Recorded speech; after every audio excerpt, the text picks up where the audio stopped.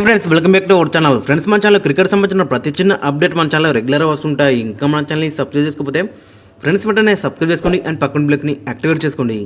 And అది ఇంకా మన వీడియోని లైక్ చెప్తే ఫ్రెండ్స్ వెంటనే లైక్ చేసి మన వీడియోలోకి అయితే ఎంటర్ చేద్దాం. ఫ్రెండ్స్ తప్పకుండా లైక్ చేయండి. లైక్ చేస్తే మన వీడియో మరొకటికి ఫాస్ట్ ఇయర్ ఇచ్చేస్తుంది.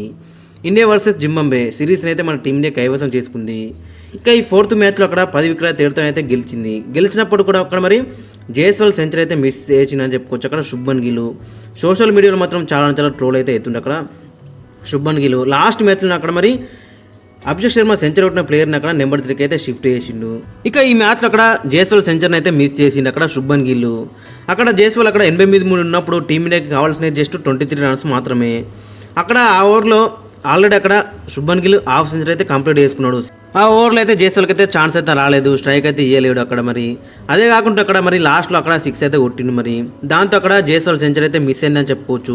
ఆ ఓవర్లో శుభ్మన్ గిల్ అక్కడ జేఎస్ఎల్కి స్ట్రైక్ ఇస్తే మాత్రం చాలా బెటర్ అయితే ఉండేది. జేఎస్ఎల్కి అయితే సెంచరీ వచ్చి ఉండేది.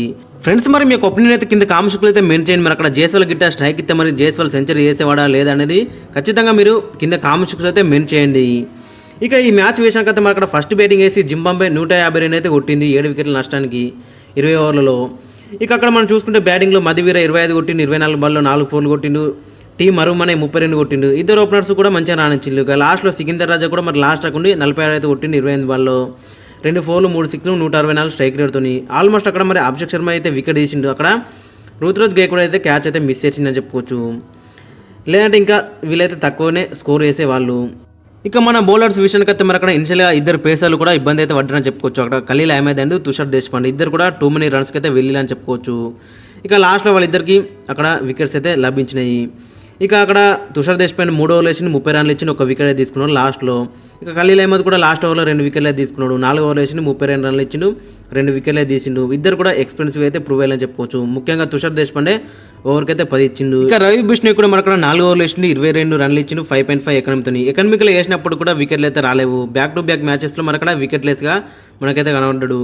ఇక వాషింగ్టన్ సుందర్ అయితే డీసెంట్గా రాణించని చెప్పుకోవచ్చు. అక్కడ 4 ఓవర్లు వేసిండు, 32 రన్లు ఇచ్చిండు, 1 వికెట్ అయితే తీసుకున్నాడు.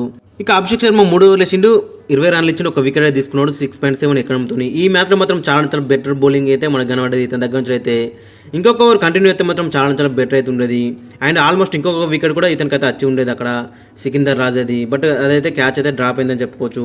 ఇక శివన్ దుబే కూడా అక్కడ మరి 2 ఓవర్లు వేసిండు, 11 రన్లు ఇచ్చిండు, 1 వికెట్ అయితే తీసుకున్నాడు, 5.5 ఎకనమీతో. బౌలర్స్ చూసుకుంటే అక్కడ మన అందరు కూడా మంచిగా రాణించాలని చెప్పుకోవచ్చు. ఇక మన బ్యాటింగ్ విషయానికి అయితే మరి అక్కడ జేఎస్ఎల్ అండ్ గిల్ అయితే ఇద్దరే కంప్లీట్ చేసి అక్కడ జేఎస్ఎల్ 93 కొట్టిండు, 53 బాల్లో 13 ఫోర్లు, 2 సిక్స్లు, 175 స్ట్రైక్ రేట్తో. And player of the match కూడా గెలుచుకున్నాడు. జేఎస్ఎల్ అక్కడ మరి బాల్ నుంచి అయితే మరి అటాకింగ్ అయితే మొదలు పెట్టిండు. జస్ట్ 7 రన్స్తో అయితే అక్కడ సెంచరీ అయితే మిస్ అయిందని చెప్పుకోవచ్చు.